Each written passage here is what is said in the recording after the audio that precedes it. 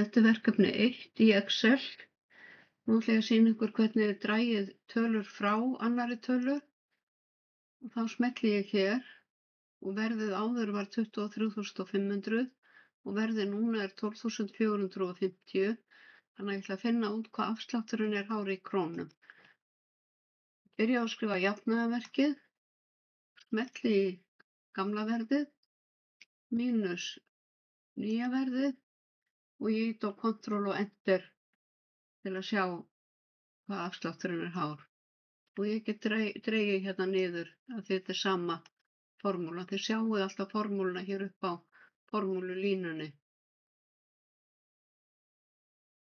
Síðan ætlum við að margfalda saman tölur og þá byrja ég líka á að skrifa jafnaðarmerkið. Smelli hérna í 4 kíló. Margföldunarmerkið er stjarnan í Excel.